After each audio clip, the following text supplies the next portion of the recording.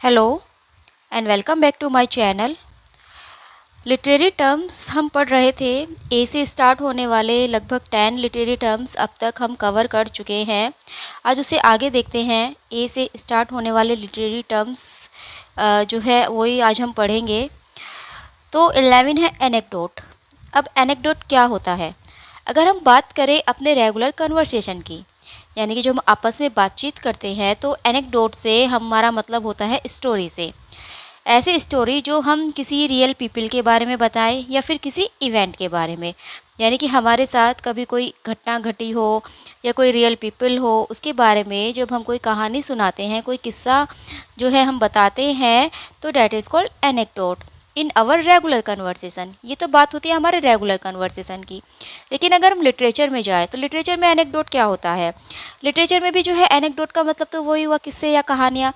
लेकिन जो उसके कैरेक्टर्स हैं, ऐसा नहीं है कि वो सच ही हो, सच भी वो हो सकते हैं और जो है उनको लिया गया होगा। मतलब उसको ऐसा भी हो सकता है कि हमने उनको ले लिया हो, इन्वेंट किया हो, ताकि जो है वो प्लॉट की स्टोरी में स्टोरी का जो प्लॉट है उसमें फिट बैठ सके। हम कोई स्टोरी लिखते हैं और उसके प्लॉट में जो फिट बैठ सके, उसके लिए जो है हम कैरेक्टर इन्वेंट भी कर सकते हैं। तो डैट इज़ कॉल्ड एनेक्डोट, यानी कि कहानी या किस्से को ही एनेक्डोट कहते हैं। और जो एनेक्डोट हैं वो कई प्रकार के हो सकते हैं, जैसे ह्यूमरस हो सकते हैं। ह्यूमरस जो होते हैं एनेक्डोट, वो क्या होता है, वो ह्यूमर को ऐड करते हैं in the topic at hand, to the topic at hand, यानी कि हमारा जो टॉपिक है उसमें जब हम ह्यूमर को लेकर आते हैं तो that is called humorous anecdote. Second है रेमिनिसेंट।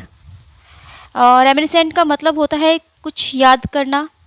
तो ये जो एनेक्डोट होता है इसमें क्या है, कैरेक्टर रिमेंबर करता है, यानी कि कोई चीज़ याद करता है, something general about the past और ए स्पेसिफिक इवेंट, यानी कि कुछ ऐसी चीज़ जो कि पास्ट में घटित हुई हो या कोई स्पेशल इवेंट हुआ हो, तो उसको वो याद करता है और उसको उसके बारे में वो हमें बताता है। Expressed in way such as, तो मतलब वो एक्सप्रेस करेगा तो वो कैसे लिखेगा, वो लिखेगा डैट रिमाइंड मी ऑफ, कि ये मुझे याद दिलाता है।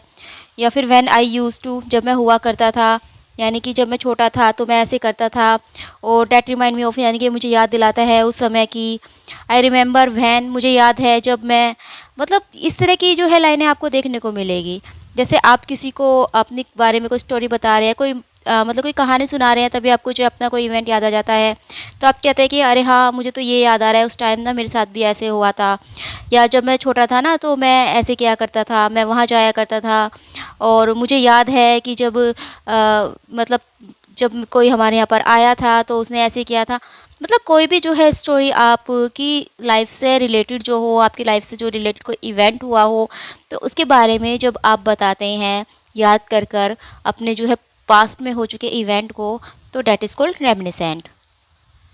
फिलोसॉफिकल।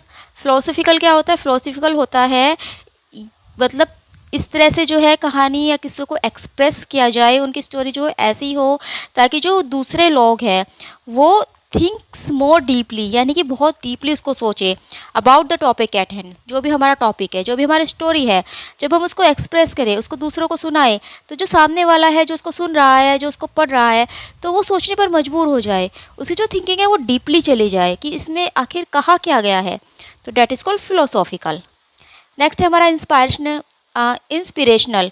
इंस्पिरेशनल क्या होता है? इंस्पायर करना किसी चीज़ के लिए। जैसे an anecdote that is told in order to inspire hope और अदर पॉजिटिव इमोशंस, यानी कि एनेक्डोट जो इंस्पिरेशनल होते हैं वो ऐसे एनेक्डोट होते हैं जो कि हमें इंस्पायर करते हैं होप के लिए, यानी कि जो हमारे अंदर आशा भरते हैं, और अदर पॉजिटिव इमोशंस, या फिर जो अलग अलग जो मतलब अदर्स जो पॉजिटिव इमोशंस हैं वो हमारे अंदर वो लाते हैं। दे आर ऑफन अबाउट, वो किस किस बारे में होते हैं? जैसे वो कहते हैं नॉट गिविंग अप, यानी कि कभी भी मतलब गिव अप मत करो, हारो मत। और अचीविंग गोल्स, अपने जो गोल्स हैं उनको अचीव करो। और dreams making the impossible possible, मतलब अचीव करो अपने गोल्स को, अपने ड्रीम्स को, और जो इम्पॉसिबल है उसको पॉसिबल बना दो, एंड सो ऑन। और इसी तरह से, यानी कि इसी तरह की जो है हमारे अंदर वो इंस्पायरेशन भरते रहते हैं। तो डैट इज़ कॉल्ड इंस्पिरेशनल। फिर नेक्स्ट है कॉशिनरी।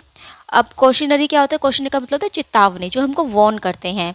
Stories that warn other about the dangers और negative consequences surroundings at the topic of hand, यानी कि ऐसी स्टोरीज़ जो कि हमें किसी खतरे के बारे में या फिर किसी नेगेटिव कॉन्सिक्वेंसेस के बारे में हमें वार्न करेगी कि तुम्हें ऐसा नहीं करना चाहिए था, या मतलब अगर तुम ऐसा करोगे तो ऐसा हो जाएगा। कोई ऐसी स्टोरी सुनाकर वो बताएँगे कि देखो उसके साथ इस तरह से हुआ था, तो इसलिए जो है ऐसा नहीं करना चाहिए। तो that is warn, that is cautionary, यानी कि वो आपको चेतावनी देते हैं, वो आपको वार्न करते हैं। तो ये तो था हाँ हमारा जो है एनेक्डोट। 12 है हमारा एपोलॉग। एपोलॉग क्या होता है? ये एक शॉर्ट मोरल स्टोरी होती है, ऑफन विच एनिमल्स कैरेक्टर्स, यानी कि जिसमें जो कैरेक्टर्स है वो एनिमल्स को लिया जाता है।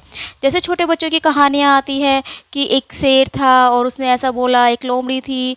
तो इस तरह की जो है कहानियाँ एपोलॉग में आती है, जो बच्चों को कोई सीख भी देती है, कोई मॉरल लेसन भी वो बच्चों को बताती है। तो ये होती है एपोलॉग। उसमें जो है ह्यूमन कैरेक्टर नहीं होते, एनिमल्स को जो है बोलते हुए दिखाया जाता है, एनिमल्स को ही जो है हर काम करते हुए दिखाया जाता है। 13 है एपोसियोफेसिस। एपोसियोपेसिस, एपोसियोपेसिस क्या होती है? एक रिटोरिकल डिवाइस है, break off in the line middle of a sentence, जिसमें जो है सेंटेंस को बीच में ही छोड़ दिया जाता है। द सेंटेंस रिमेन्स अनफिनिश्ड, और जो सेंटेंस है वो अनफिनिश्ड रहता है, यानी कि वो पूरा नहीं किया जाता। और and the end is left to the imagination of the reader audience, और जो उसका एंड है तो वो जो है, जो हमारे रीडर है, जो हमारे ऑडियंस है, उनके ऊपर छोड़ दिया जाता है। उनकी जो है वो अपनी इमेजिनेशन है, वो उसका एंड कुछ भी कर ले। जैसे डोंट गो देयर और एल्स, कि वहाँ मत जाना, अदरवाइज मतलब या नहीं तो। अब जो है आगे इसको छोड़ दिया, आगे कुछ नहीं लिखा। तो आप जो है अपनी इमेजिनेशन से कुछ भी आप इसको मतलब कर सकते हो, आप कुछ भी इसको समझ सकते हो। फिर सेकंड एग्जांपल है इफ़ ओनली, यदि केवल, और उसको छोड़ दिया गया। तो मतलब सेंटेंस जो है वो बीच में छोड़ दिया जाता है। अभी अगर आपको याद हो तो हमने पिछले सेशन में एक हमने पढ़ा था एक लिटरेरी डिवाइस, जिसमें ये था कि सेंटेंस को बीच में छोड़ दिया जाता है। लेकिन उसमें क्या था कि एक सेंटेंस को बीच में छोड़ देते हैं और दूसरा जो है सेंटेंस स्टार्ट कर देते हैं। सेंटेंस पूरा ना करके दूसरा सेंटेंस स्टार्ट कर देते हैं। तो वो जो लिटरेरी डिवाइस थी वो थी एनाकोल्यूथन। एनाकोल्यूथन क्या थी? यानी कि इसमें जो है ब्रोकन सेंटेंस होते हैं और एक सेंटेंस को फिनिश किए बगैर ही सेकंड सेंटेंस स्टार्ट कर देते हैं। और एपोसियोपेसिस होता है, इसमें जो है सेंटेंस को फिनिश नहीं करते, मतलब एक सेंटेंस जो है हाफ बोल के उसको छोड़ देते हैं, कोई दूसरा सेंटेंस भी स्टार्ट नहीं करते। तो डैट इज़ एपोसियोपेसिस। फिर है 14 आर्चेज़म। आर्चेज़म क्या है? जैसे कोई ओल्ड वर्ड हो जाते हैं या एब्सोलेट जो वर्ड है जिनको छोड़ दिया जाता है, जिनको अब यूज़ नहीं किया जाता, कोई आइडम और फ्राज है, तो उसको क्या करते हैं, उसको यूज़ करना आर्चेज़म कहलाता है। यानी कि जो वर्ड जो कि बहुत पहले छूट गए थे, जिनको अब कोई यूज़ नहीं करता, अगर हम उनको अपनी राइटिंग में यूज़ करते हैं, दैट इज़ कॉल्ड आर्चेज़म।